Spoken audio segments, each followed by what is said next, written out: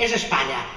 I molt en especial l'Espanya cavernícola, aquella celtibèrica que encara té molt... Són menys que eren abans, però tenen molta presència mediàtica.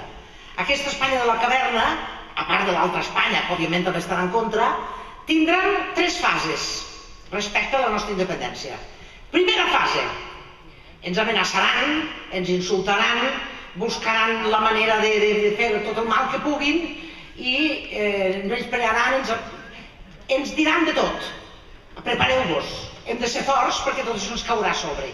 De moment, el que li ha tocat el rebre, la més injusta, la més bèstia i la més baixa, indigna, humiliant i pròpia de gent de baixa estofa, ha sigut el nostre president, el Joan Laporta.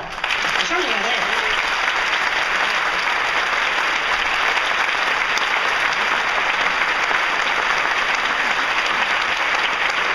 La segona fase del nostre enemic Espanya serà una fase de buscar complicitats arreu.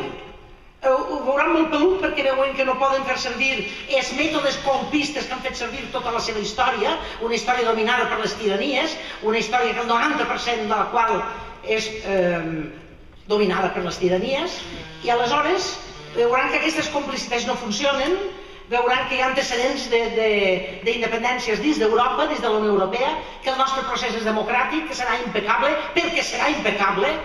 Doncs, un cop vist tot això, aleshores ens escorcollaran a tots nosaltres.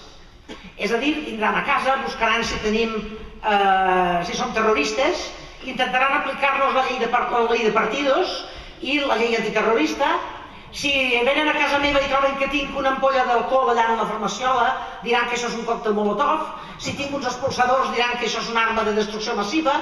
Si van a casa d'un altre, diran aquest és un submarí de no sé qui. El que li estan fent a la porta ja sabeu com és, el que passa que s'han trobat en un os que els costarà de rosegar.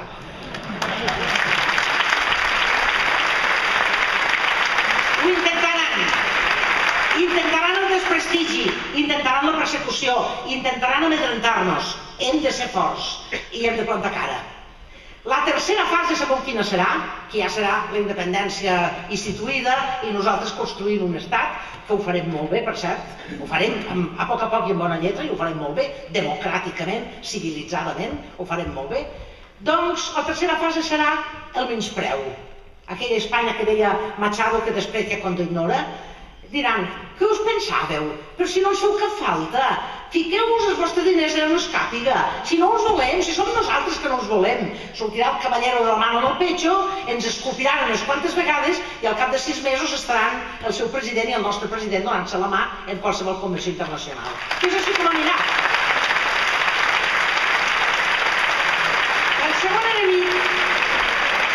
El segon enemic, molt verinós enemic, són els catalans espanyolistes.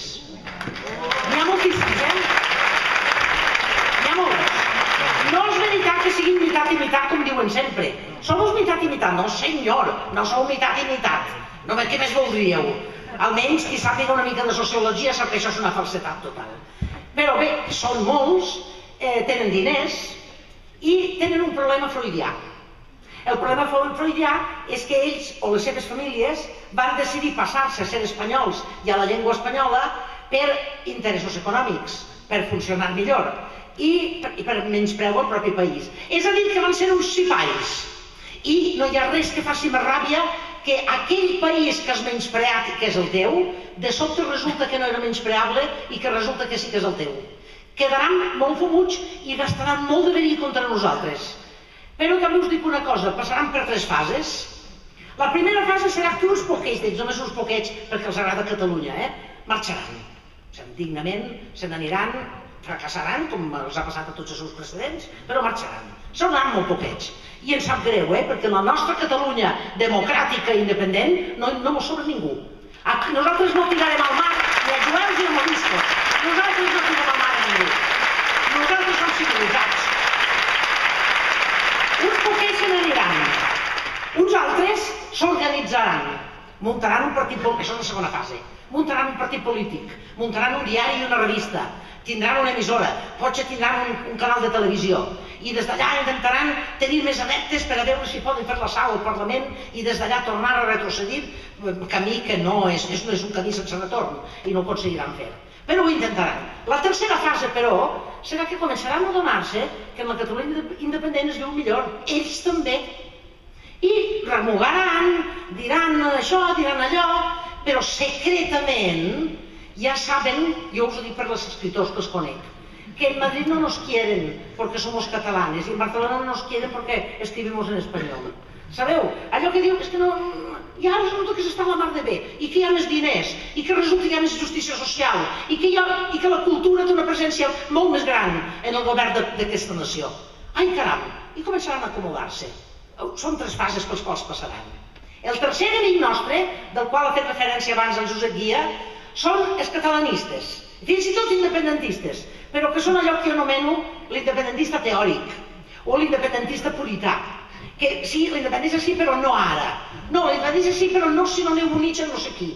No, la independència sí, però ha de ser en unes condicions determinades. No, la independència sí, però d'aquella manera sí, o aquest no m'agrada, o d'aquesta manera. Hi ha una vella dita, molt sàvia, que diu: la persona que dubta massa temps és perquè secretament ha decidit ja no fer res. Són aquells que estan despenjats.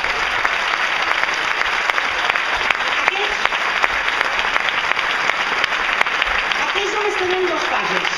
Aquesta en què remugaran, en què diran no és això, no, que jo volia d'una altra manera. Jo volia que a més fóssim estalinistes, o jo volia que a més fóssim de dretes, o jo volia que a més fóssim de missa. I dius, què dius? Però què dius? Això és un país plural, aquí que tothom és de dretes i és d'esquerres. Jo soc d'esquerres i hi quebo, i els de dretes també hi queben, només faltaria. Som demòcrates, sí o no? Bé, doncs tenen una segona fase. La segona fase serà quan això ja, aquells que no volen estirar del carro, només volen xerrar, només volen la manifestació, només volen la protesta, quan vegin que això funciona i que algú està estirant del carro i que el carro camina, aleshores seran més independentistes que ningú.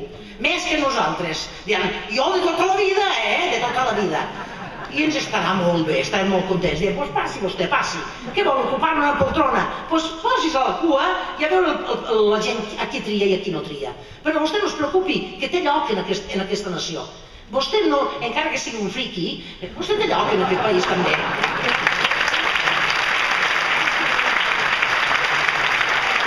Us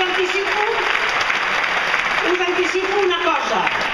Quan siguem independents, hi haurà tants independentistes que en Espanya es quedaran anorreats. I a mi m'agrada dir Espanya. Allò no m'agrada dir estat espanyol. Jo sempre dic Espanya i els països catalans. Sempre ho he dit així. Hi ha 2 realitats, Espanya i els països catalans. Perquè tinc que dir que parla el que no ho serà. Ja està. Doncs Espanya es quedaran molt parats perquè diran: coi, aquesta gent a sobre saben governar, i a sobre ho saben fer bé les coses, i a sobre són moltíssims. Se'n recordeu quan la resistència francesa eren 4 gats, pobrets meus, perquè manava Hitler, no? I després ha resultat que una generació després eren milions. Tothom, el seu pare, el seu tiet, el seu avi, era de la resistència. És impossible, no hi ha tants francesos. I independentistes passarà igual. No cabran, de tants que serem. I aleshores, sabeu què passarà? Que deixarem de ser independentistes. Ja tindrem la independència. Servidora de vostès deixarà de ser independentista el dia 29 de novembre, perquè tindrem la majoria absoluta, perquè això està començat i perquè això ja està en marxa.